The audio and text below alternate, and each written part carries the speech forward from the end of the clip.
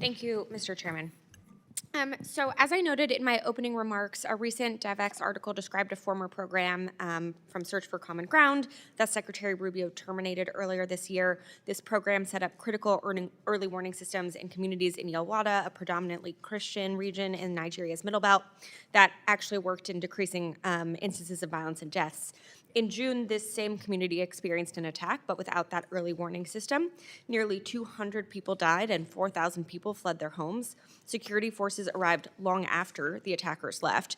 And had this program still been in place, it could have prevented some of these deaths by sending early warning signs ahead of the attack and taking actions to prevent or respond to it. Mr. McGee, this program was funded by your bureau, the Democracy, Human Rights, and Labor Bureau. Can you explain to the committee why the department canceled this program? Thank you for your question, Ranking Member Jacobs. As Secretary Rubio has said time and again, America is the most generous country in the world, and we will continue to be the most generous country in the world. We are looking at every option to stop this atrocious violence, but ultimately the violence must be stopped by the Nigerian government. Okay, in terms of programming, will you recommend restarting this program to the Secretary? So to your question, Ranking Member Jacobs, we do have ongoing program, including early warning and early response systems that are effective across the Middle Belt, and they have saved lives. And so we have a lot of tools at our disposal in DRL and across the State Department that is not just assistance, but is security, that is economic engagement. Across the State Department, we're reviewing every single tool that we have to make sure that this violence stops. But ultimately, America can partner with the Nigerian government, but the Nigerian government must take responsibility and protect religious freedom for all communities, especially Christians right now who are suffering disproportionately. So my understanding is that most of those programs have been canceled, but I look forward to hearing from you which of those programs have continued to be funded and which you intend to restart. Earlier this month, President Trump posted on Truth Social threatening to cut off all aid to Nigeria and go into the country, quote, guns a-blazing, to, quote, completely wipe out terrorists. He ordered Secretary Hegseth to prepare for possible actions. This reckless threat provoked calls within the Nigerian government and public to respect Nigeria's sovereignty and territorial integrity. Ambassador Pratt, what role has Secretary Rubio been given to respond to this challenge using diplomatic and development tools? Thank you for the question. The Secretary of State, as I mentioned, has directed us to come up with a comprehensive plan using all of the tools that are at our disposal, primarily diplomatic, but also security, also assistance, cooperation programs. This would span from security to policing to economic. We want to look at all of these tools and have a comprehensive strategy to get the best result possible. Great. We will look forward to seeing that strategy. There were public reports that AFRICOM has laid out 3 potential military options. What is the status of this decision at an interagency level? We have had interagency discussions about all of the tools that are at our disposal, including on the security side of the equation, and we have a live discussion with the Nigerian government about how we can assist them in responding to security threats in the country, including this one. Have there been any NSC meetings on this issue? There have. Okay. And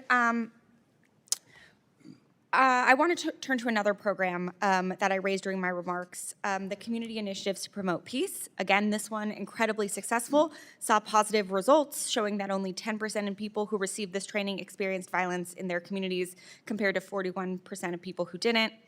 This is an extremely low-cost, effective intervention, and yet again, this program was eliminated. Mr. McGee, can you help the committee understand why this program wasn't deemed worthwhile to continue?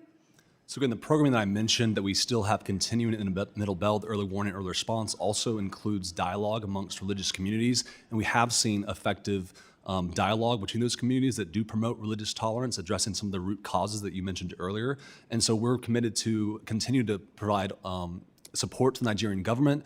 That obviously programming doesn't go to the Nigerian government, it goes to locally owned and locally managed programming opportunities.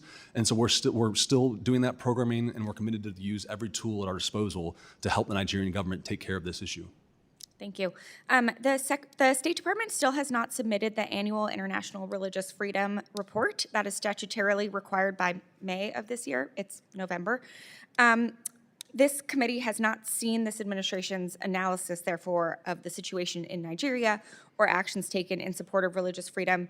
Mr. McGee, when will we see this report? When will the State Department submit it? So as you mentioned, Ranking Member Jacobs, the IRF reports are a valuable tool to give an overview of religious freedom in every country around the world and to tell the Nigerian government steps they can take and the situation on the ground. So we're working on those and will be released soon. There's also, of course, the human rights reports that have been released that are a snapshot or an overview of the human rights condition in every country around the world, 198 countries and territories. And so we're committed to releasing the IRF reports as soon as they're ready. Okay, great. In mid-October, Senior Advisor Boulos stated that Boko Haram and ISIS are killing more Muslims than Christians. What is the State Department's assessment? Have these groups killed more Muslims or Christians?